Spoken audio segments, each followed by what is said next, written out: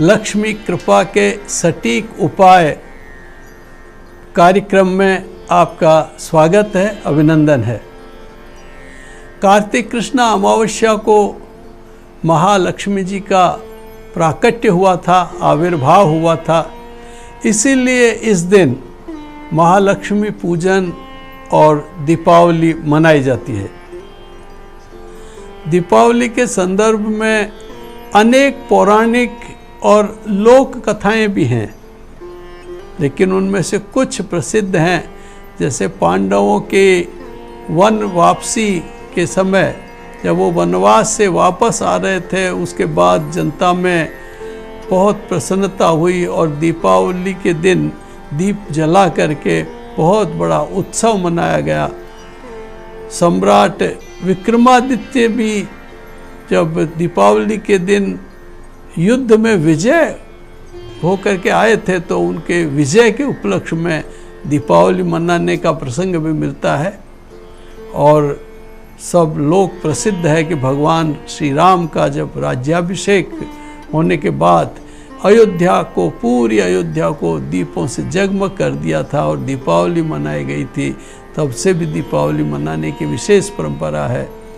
और एक भगवान विष्णु द्वारा वामन रूप धारण करके राजा बलि से लक्ष्मी जी और देवताओं को मुक्त कराने के उपलक्ष्य में भी दीपावली मनाई जाती है, क्योंकि वामन अवतार करके भगवान विष्णु ने लक्ष्मी जी को मुक्त कराया था। लक्ष्मी जी को बंदी बना लिया गया था, इसलिए उनको मुक्त करवा करके और फिर उस अवसर पर उसके कारण से भी दीपावली विशेष रूप से मनाई जाती है। तो दीपावली का जो महापर्व है, ये भारतीय समाज में बहुत ही महत्वपूर्ण है, अत्यंत महत्वपूर्ण होता है। पौराणिक और वैदिक मान्यताओं के अनुसार भगवान विष्णु की 2 पत्नियां थीं। ये मंत्र भी आता है, श्रीश्च ते लक्ष्मीश्च पत्न्यों, अर्थात श्री और लक्ष्मी ये दोनों भगवान विष्णु की पत्नियां हैं। श्री लक्षणा शारदा और लक्ष्मी कमला स्वरूपा है। तो ये जो श्रीश्च ते लक्ष्मीश्च पत्न्यों 2 तरह की पत्नियां हैं, इन 2 के संदर्भ में ऐसे भी शतपथ ब्राह्मण में इस तरह के भी उल्लेख आते हैं कि 2 तरह की लक्ष्मी होती है, एक श्री और एक श्री लक्ष्मी। एक ऐसी लक्ष्मी जो श्री के साथ मिली हुई लक्ष्मी है, एक केवल लक्ष्मी है। तो ये जो 2 लक्ष्मियां हैं, तो इन 2 लक्ष्मियों के 2 स्वरूप हैं। एक लक्ष्मी जैसा सभी जानते हैं कि एक तो उलूक वाहिनी, एक उल्लू पर बैठती है, एक उलूक वाहिनी लक्ष्मी है, और एक लक्ष्मी है गरुड़ वाहिनी, जो भगवान विष्णु के साथ में गरुड़ पर रहती है। इसलिए ये 2 पत्नी, ये 2 स्वरूप हैं लक्ष्मी के। एक उल्लू की जो स्थिति होती है कि वो कहीं पहाड़ों में, अंधकार में, कंदराओं में, एकांत में रहता है। दिन उगता है तो वो अंधकार में ही रहता है, दिन में वो बिल्कुल दिखाई नहीं देता, रात्रि को ही दिखाई देता है।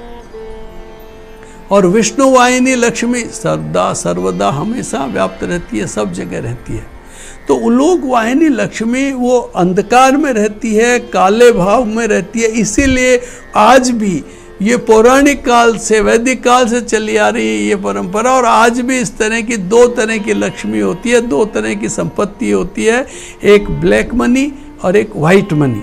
तो जो ब्लैक मनी है वो तो उलूक वाहिनी लक्ष्मी होती है, और जो वाइट मनी है वो गरुड़ वाहिनी लक्ष्मी होती है। इसीलिए जो वैदिक मंत्र है श्रीश्च ते लक्ष्मीश्च पत्न्यों, तो ये जो लक्ष्मी की 2 पत्नियां, 2 स्वरूप हैं लक्ष्मी के, ये विशेष रूप से आज व्यवहार में भी दिखाई दे रहे हैं। लेकिन सुख, शांति और समृद्धि हमेशा गरुड़ वाहिनी लक्ष्मी के साथ ही मिलती है। और हम जो दीपावली पर पूजा करते हैं वो गरुड़ वाहिनी लक्ष्मी की ही पूजा करते हैं। इसलिए श्री कमला की आराधना करते हैं, और इस आराधना से हम कामना करते हैं कि हमें सुख, शांति और समृद्धि दे। तो लक्ष्मी पूजन के लिए हम जिस पाने की पूजा करते हैं, अगर व्यवहारिक रूप से देखें तो जिस पाने की हम पूजा करते हैं, लक्ष्मी का जो फोटो होता है, लक्ष्मी का जो पन्ना होता है, उसमें भी 3 फोटो होती हैं। सबसे पहले गणेश जी, उसके बाद सरस्वती जी, और फिर माँ लक्ष्मी जी का फोटो होता है। तो इनमें तीनों का जो फोटो होता है, इन तीनों का जो चित्र है, इनमें लक्ष्मी प्राप्ति के लिए भी प्राय हम सब लोग इन तीनों की आराधना करते हैं। लेकिन जो भौतिक स्वरूप है, लक्ष्मी की सार्थकता तभी होती है जब हम गणेश जी की और सरस्वती का आशीर्वाद पहले प्राप्त करें। केवल लक्ष्मी जी ही की प्राप्ति नहीं, उससे पहले गणेश जी और सरस्वती का आशीर्वाद प्राप्त करें। गणेश जी बुद्धि के देवता है और वो हमें हमेशा सद्बुद्धि और विवेक प्रदान करते हैं। इसलिए सर्वप्रथम हम गणेश जी की कृपा, उनकी पूजा अर्चना करके उनकी कृपा को प्राप्त करते हैं, उनका आशीर्वाद प्राप्त करते हैं कि वो हमें सद्बुद्धि दे। और उसके बाद फिर ज्ञान की देवी सरस्वती का पूजन किया जाता है, जो उस सद्बुद्धि के साथ हमें ज्ञान प्राप्ति कराए। गणेश जी से सद्बुद्धि मिली, फिर सरस्वती जी हमें ज्ञान प्राप्ति कराए। सद्बुद्धि और ज्ञान जिसके पास है, उसके बाद यदि लक्ष्मी की पूजा करते हैं तो फिर लक्ष्मी की प्राप्ति होती है। और लक्ष्मी अर्थात धन संपत्ति जो भगवती लक्ष्मी की कृपा से हमको प्राप्त हो जाती है, वो समृद्धि और अच्छा परिणाम, अच्छे बुरे परिणाम का हमें बोध रहता है। और इसीलिए ऐसी लक्ष्मी हमें सदुपयोग के साथ आनंद देती है। और यदि हमें सद्बुद्धि नहीं होगी तो फिर उसका दुरुपयोग होगा। जिन व्यक्तियों के पास में लक्ष्मी तो है, लेकिन जो गणेश और सरस्वती जी की कृपा नहीं है, वे व्यक्ति कभी भी सुख शांति से नहीं रहते हैं। इसलिए भगवान गणेश जी की कृपा होगी, उसको सद्बुद्धि की प्राप्ति होगी। और सरस्वती जी से ज्ञान प्राप्त होगा तो लक्ष्मी का सदुपयोग होकर सुख शांति और समृद्धि की प्राप्ति होगी। तो दीपावली के दिन ये बहुत महत्वपूर्ण है, तीनों की पूजा। अब दीपावली को वैसे तो प्रदोष काल में दीपावली आती है, लेकिन उस दिन कब पूजा करनी चाहिए?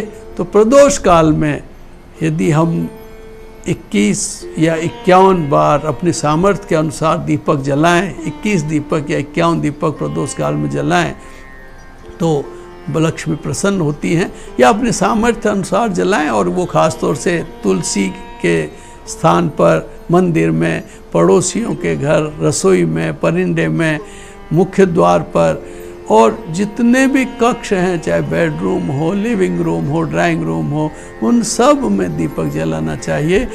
और प्रदोष काल में ही महालक्ष्मी के पूजन का भी विशेष विधान है। आजकल अनेक शुभ लाभ, अमृत, चौगड़िए, स्थिर लग्न, इनमें लक्ष्मी पूजन की परंपरा चली आ रही है। लेकिन लक्ष्मी तो चंचला है और उसे स्थिर करना संभव ही नहीं है। तो सुख शांति और समृद्धि तभी देगी जब चलायमान रहेगी। जब लक्ष्मी रोटेशन में रहेगी तभी तो मिलेगी। इसीलिए प्रदोष काल में ही लक्ष्मी का पूजन प्राय गृहस्थियों को विशेष रूप से करना चाहिए। और लक्ष्मी जी को परम प्रिय मिष्ठान्न चढ़ाना चाहिए, और उनका परम प्रिय मिष्ठान्न है खीर। उसका यदि भोग लगाएं, हलवे का भोग लगाएं, तो लक्ष्मी पूजन के बाद फिर आरती करें। तो आरती करने के बाद फिर सभी को, जो बुजुर्ग हैं, हमसे वृद्ध हैं, आयु वृद्ध हैं, ज्ञान वृद्ध हैं, उनके चरणों में प्रणाम करके हम आशीर्वाद ग्रहण करना चाहिए, जिससे लक्ष्मी पूजन सार्थक होता है। लक्ष्मी पूजन का जो विशेष मुहूर्त हैं, वो 24 अक्टूबर को दीपावली है। तो लक्ष्मी पूजन का श्रेष्ठ मुहूर्त प्रदोष काल है, और प्रदोष काल का जो समय है वो सायंकाल 5:47 से 8:21 तक रहेगा, और शाम को रात्रि को 8:03 से 9 बजे तक वृष लग्न रहेगा। इसी के साथ सिंह लग्न भी रात्रि को 1:13 से 3:49 तक रहेगा। तो ये कालखंड रात्रि का ठीक है। और चर का चौगड़िया अभी सायंकाल 5:47 47 मिनट से 7:23 तक रहेगा। और लाभ का चौगड़िया रात्रि को 10:35 से 12:11 तक रहेगा। इसी के साथ शुभ और अमृत का चौगड़िया अर्धरात्रि के बाद 1:47 से 4:15 तक रहेगा।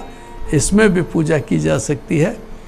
और प्रातःकाल जो व्यापारिक प्रतिष्ठान आदि की पूजा करते हैं वो लोग प्रातःकाल अमृत का चौगड़िया रहेगा। प्रातः 6:35 से सूर्योदय के साथ ही प्रारंभ हो जाएगा और 7:59 तक रहेगा। उसके बाद में फिर शुभ का चौगड़िया प्रातःकाल 9:23 से 10:57 तक रहेगा। उसमें भी पूजा की जा सकती है। और चर का चौगड़िया मध्याह्न 1:35 से 2:59 तक रहेगा। इसमें वाहन आदि का खरीदने का, मशीनरी का काम, जो चलायमान रहती हैं चीज़ें, उनको लिया जा सकता है। इसके बाद फिर लाभ और अमृत के चौगड़िए जो अपराह्न काल में 2:59 से 5:47 तक रहेंगे। इसमें भी अपने व्यापारिक प्रतिष्ठानों की पूजा करने का अच्छा मुहूर्त है।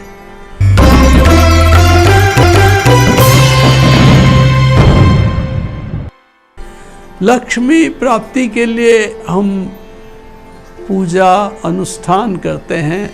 विभिन्न प्रकार से लक्ष्मी को प्रसन्न करने की कोशिश करते हैं। ये लक्ष्मी 8 तरह की होती है, अष्ट लक्ष्मी कहलाती है। और ये अष्ट लक्ष्मी है हमारे 8 सुख। 8 सुख ही महालक्ष्मी है। और ये महालक्ष्मी के जो अनेक रूप हैं वो हम दीपावली पर लक्ष्मी पूजन में विभिन्न लक्ष्मी रूपों की प्राप्ति के लिए हम करते हैं और पूजा करते हैं। अष्टलक्ष्मी लोक व्यवहार में सभी जगह प्रसिद्ध है। और ये अष्टलक्ष्मी हमारे जीवन में जो मिलने वाले 8 सुख हैं उनसे संबद्ध है। कहा भी गया है, पहला सुख निरोगी काया, दूजा सुख घर में अति माया, तीजा सुख कुलवंती नारी, चौथा सुख सुत आज्ञाकारी, पांचवा सुख निकटे बलवीरा, छठा सुख राज में पासा, और सप्तम सुख हो वास सुवासा, और अष्टम सुख ज्ञानी हो पासा। तो जिन लोगों को ये 8 सुख प्राप्त होते हैं, ये 8 आनंद जिनको प्राप्त होते हैं, वो दुनिया के सबसे भाग्यशाली लोगों में गिने जाते हैं। लेकिन हर किसी को इन सब सुखों को उपलब्ध होने की कई बार परेशानी आती है। सब चाहते हैं लेकिन हो नहीं पाते हैं। और इनको चाहने के साथ प्रयास तो सभी करते हैं, सभी के रहते हैं। और ये न केन प्रकारेण इनकी प्राप्ति को करना भी चाहते हैं। लेकिन ये 8 सुख रूपी जो 8 लक्ष्मी है, इनकी प्राप्ति बहुत दुर्लभ नहीं है। इनके सिंपल से प्रयोग हैं। यदि हम अपने आचरण, हमारे व्यवहार और दैनिक चर्या है उसको मर्यादित रहें तो अष्टलक्ष्मी की प्राप्ति हमें जो लक्ष्मी पूजन और अनेक भोग प्रसाद सामग्री हवन आदि करने से जो निश्चय हमें मानसिक शांति और नई आशा जगाती है, तो उस वे भी हमें अष्टलक्ष्मी की प्राप्ति हो सकती है। साथ ही हम लक्ष्मी प्राप्ति के लिए यदि निम्न उपाय करें तो ये जो 8 सुख जो अष्टलक्ष्मी के हैं वो हमें अष्टलक्ष्मी हमें प्राप्त होने की संभावनाएं बनेगी। एक बार विष्णु जी ने लक्ष्मी जी से पूछा कि मेरु पृष्ठे सुखासीनाम लक्ष्मीम पृच्छति केशव केनोपायेन देवी त्वं नृणाम भवति निश्चला। भगवान विष्णु ने लक्ष्मी जी से पूछा कि क्या उपाय किए जाएं कि तुम पृथ्वीलोक के मनुष्यों को निश्चल होकर के प्राप्त हो।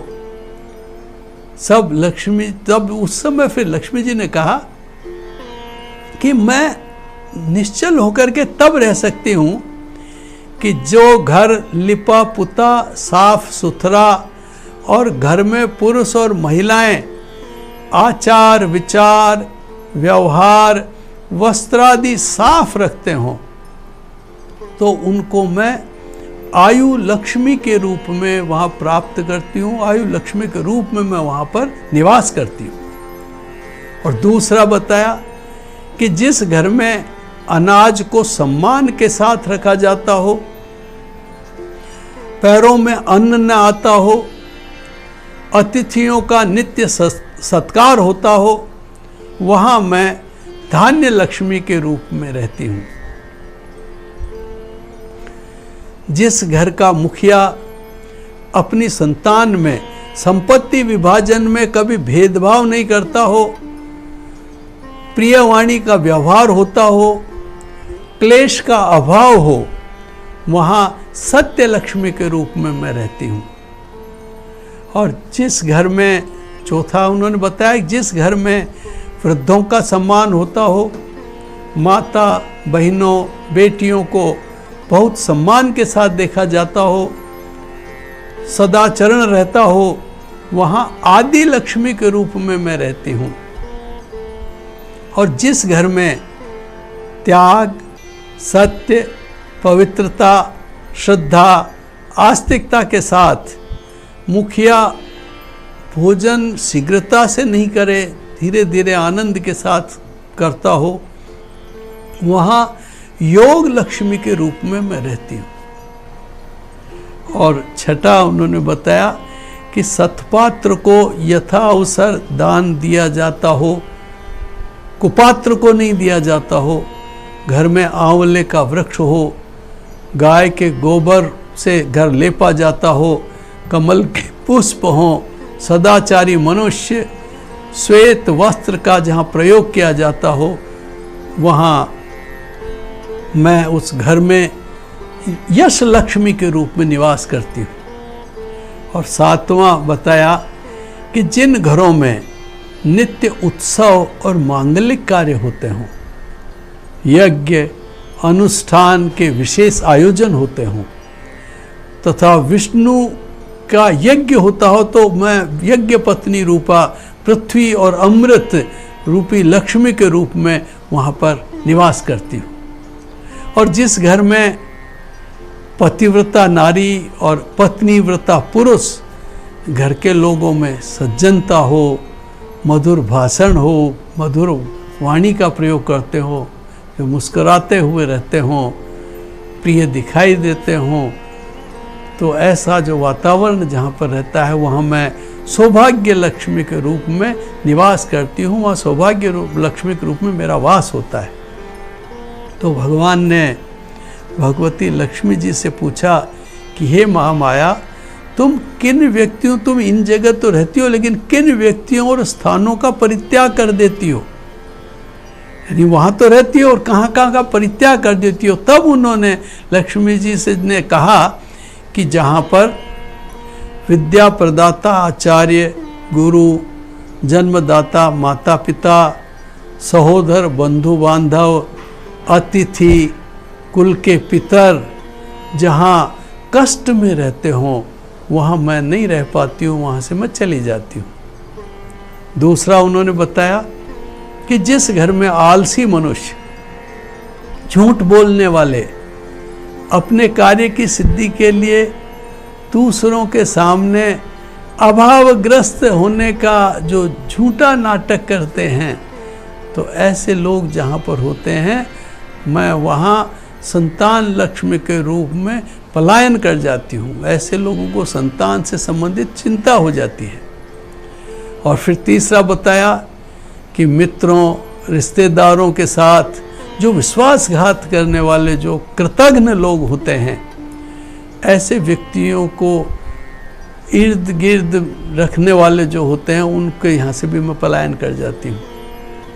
और फिर चौथा बताया कि जो क्रोधी होते हैं, व्यसनी होते हैं, अगम्यागमन करने वाले होते हैं, जो काम नहीं करने चाहिए वो करते हैं, विद्वानों का अपमान करने वाले होते हैं, जो बहुत कंजूस होते हैं, कृपण होते हैं, और दुर्व्यसन में लिप्त रहते हैं, तो ऐसे में जो ऋण प्राप्त करने के लिए स्वार्थ में जो कुछ भी कर सकते हों, तो ऐसी जगह से भी मैं वास नहीं करती हूँ। फिर 5वां कारण बताया कि जो लोग सैया पर ही भोजन करते हैं, जो बेड पर ही खाना खाते हैं, न्यायालय में झूठी गवाही देते हैं, तो ऐसे लोगों के यहाँ से धान्य लक्ष्मी के रूप में मैं पलायन कर जाती हूँ। और 6ठा कारण उन्होंने बताया कि जो लोग चरित्रहीन होते हैं, क्लेशकारी चित्तवृत्ति होती है, भगवान नाम का कीर्तन जहाँ होता ही नहीं है, और नास्तिक व्यक्ति जो होते हैं वहाँ पर मैं वास नहीं करती हूँ।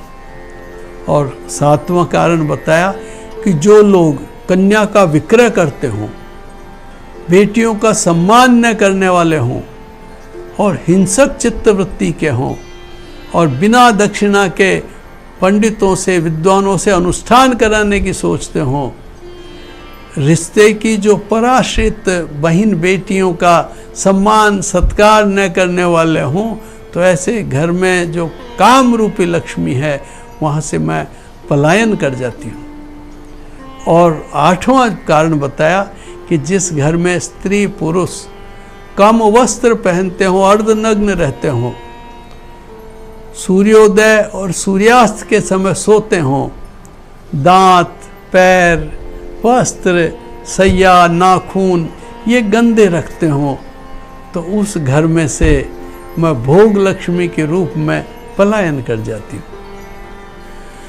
पूजा अर्चना तो हमें हमेशा करते ही रहनी चाहिए, लेकिन असली पूजा अष्टलक्ष्मी की प्राप्ति के लिए ये निम्न मंत्रों का भी यदि हम जप करें तो उससे भी हमें लक्ष्मी की प्राप्ति होती है। ये मंत्र आवश्यक होते हैं, और ये मंत्र हैं ओम ह्रीम ऐं ह्रीम ओम सरस्वत्यै नमः। ओम ह्रीम ऐं ह्रीम ओम सरस्वत्यै नमः। इस मंत्र का यदि जप करें तो लक्ष्मी प्राप्ति होती है। एकाक्षर मंत्र भी है, जैसे ऐं बीज का भी हम उच्चारण कर सकते हैं। इसी के साथ फिर लक्ष्मी मंत्र है ओम श्रीम ह्रीम श्रीम कमले कमलालये प्रसीद श्रीम ह्रीम श्रीम महालक्ष्मी नमः। इस मंत्र का जप करने से लक्ष्मी की प्राप्ति होती है और सिद्धि मिलती है। फिर सिद्ध लक्ष्मी मंत्र है ओम श्रीम ह्रीम क्लीम श्रीम सिद्ध लक्ष्मी नमः। फिर द्वादशाक्षर लक्ष्मी मंत्र है ओम ऐं ह्रीम क्लीम ओम ऐं ह्रीम श्रीम क्लीम सौम जगत प्रसूत्यै नमः। फिर दशाक्षरी मंत्र इस प्रकार है ओम नमः कमलवासिन्यै स्वाहा। और एकाक्षर मंत्र है श्रीम, और 4 अक्षरों वाला मंत्र है ऐं श्रीम ह्रीम क्लीम ओम श्रीम श्रियै नमः। इनमें से कोई सा भी हो सकता है। इस प्रकार से हम इन मंत्रों का यदि जप करें, एक माला, विषम माला, 1 माला, 5 माला, 11 माला यदि हम जप करते हैं तो हमें सद्बुद्धि के साथ श्री लक्ष्मी की प्राप्ति होती है। या देवी सर्वभूतेषु लक्ष्मी रूपेण संस्थिता दीपमालिका की सबको बहुत बहुत शुभकामनाएं। नमस्कार।